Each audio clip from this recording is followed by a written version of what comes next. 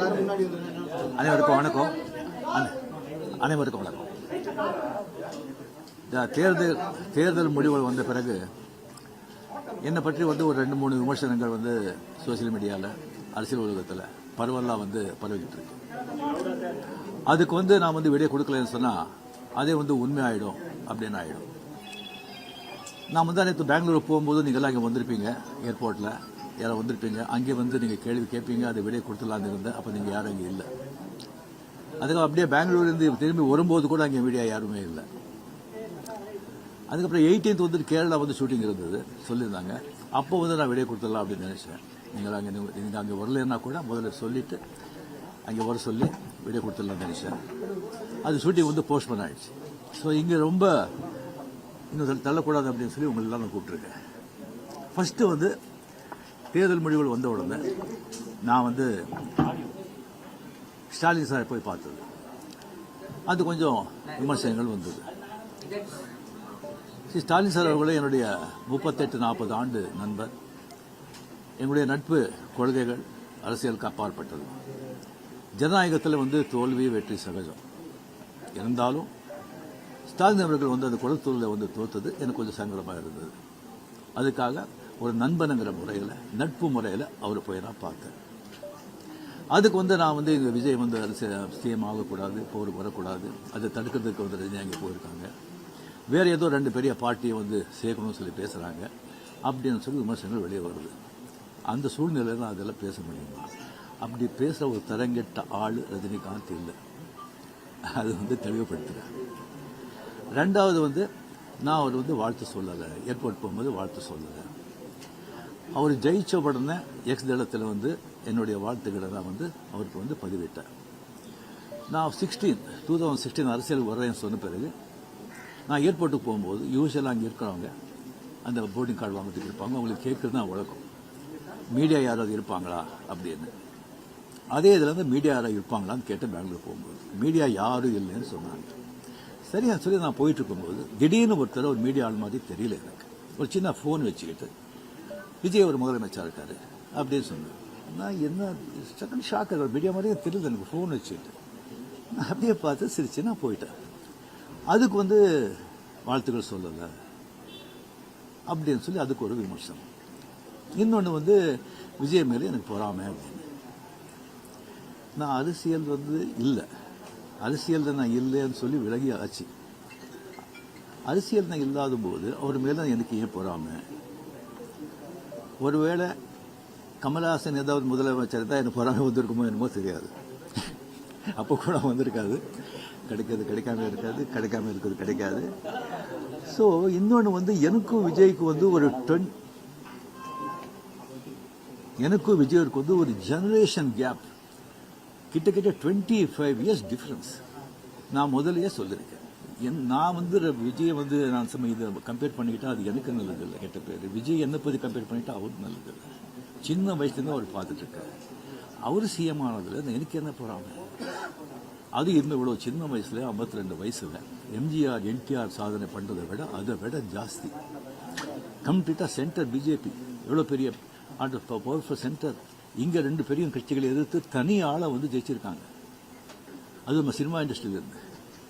எனக்கு அது பொறாமை இல்லை, ஒரு ஆச்சரியம் கலந்த ஒரு சந்தோஷம். அப்படியே யார் அப்ரிஷியேஷன், சூப்பர். ஸோ அந்த பொறாமையும் இல்லை. விஜய் அவர்களுக்கு நிறைய எதிர்பார்ப்புகள் இருக்குது ஜனங்க மத்தியில். டெஃபினட்டாக அந்த எதிர்பார்ப்பெல்லாம் அவரை சந்தித்து மக்கள் நல்லது செய்வாங்கன்ற நம்பிக்கை எனக்கு இருக்குது. அவருக்கு அதிக வாழ்த்துக்கள். ஓகே சார், திமுகவையும் அதிமுகவையும் நீங்கள் பேச்சுவார்த்தை செய்து இணைந்து எடப்பாடியை முதலமைச்சராக முயற்சிகள் நீங்கள் எதுவும் செய்வீங்களா? சொல்லியாச்சு. வேற ஏதாவது உங்க ரசிகர்கள் என்ன சொல்றாங்கன்னா, நீங்க கட்சி ஆரம்பிச்சா நீங்க சிஎம் ஆயிருக்கலாம், கால சூழ்நிலை ஆகலன்னு ஒரு வருத்தப்படுறாங்க. அப்படின்னு சொல்லி சில பேர் சொல்றாங்க. நான் ஏன் அரசியலுக்கு நான் வரலையே சொல்லி ஒரு 3 பேஜுக்கு கம்ப்ளீட்டா அறிக்கை எதுக்கு என்ன ஆச்சுன்னு சொல்லி கிளியரா நான் சொல்லியிருக்கேன்.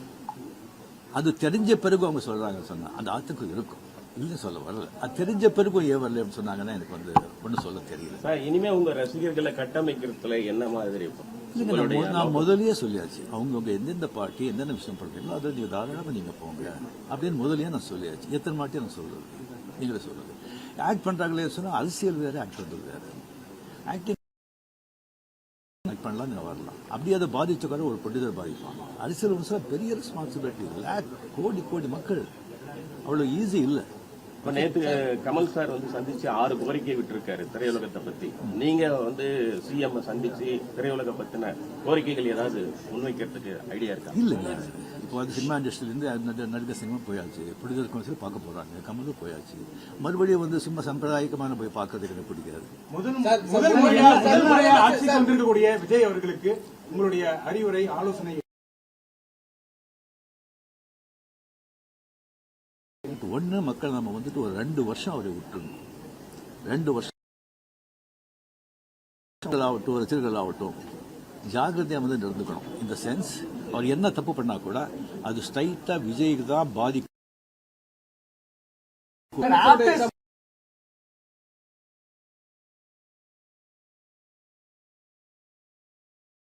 ஒரு திராவிட கட்சி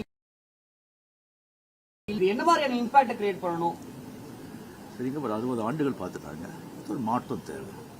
அந்த மாற்றத்தை கரெக்டாக வந்து விஜய் வந்தாங்க. அது வரும்போது கம்ப்ளீட்டாக சினிமா புகழ் 100% சினிமா புகழ் வந்து அவ்வளோ வந்து ஒரு கை கொடுத்தது. இளைஞர்கள், லேடிஸு அண்ட் சோசியல் மீடியா அது நல்ல ஒர்க் ஆகிடும். ஓகே, ஏற்கனவே முதலமைச்சருடைய பதவியேற்பு விழால நீங்க சிறப்பு விருந்தினராக கலந்துருக்கீங்க. விஜய் பதவியேற்கும் போது உங்களுக்கு அழைப்பு வந்தா நீங்க கலந்து கொள்ளாத போதும் அது ஒரு சமூக வலைதளங்களில் சில கருத்துக்களை முன் வச்சிருந்தாங்க. முதலமைச்சர் அந்த ஏற்ப விழா சிவலிங்கன் எதில் கலந்துருக்கேன் நான்? என்ன பழைய எதுலையும் கிடையாது. சிறப்பு உங்களுக்கு அழைப்பு வந்திருக்கு. இன்னும் சிவலிங்கனே பண்ணலைங்க. அந்த அழைப்பு நான் வந்து 96 தான் கலைஞர் இருக்கும்போதே நான் வந்து அப்போ நான் போகிறேன். 15 டேஸ்க்கு அப்புறம் நான் வெளியே போயிருந்தேன். 15 டேஸ்க்கு அப்புறம் வந்த பிறகு கலைஞர் சார் கேட்டார், உங்களை பார்க்கணும், நான் வரட்டா நீங்கள் வரீங்களா? ஐயோ நானே வரேன்னு சொல்லி அவர் வீட்டுக்கு போய் நான் வாழ்த்துக்கள் சொன்னேன்.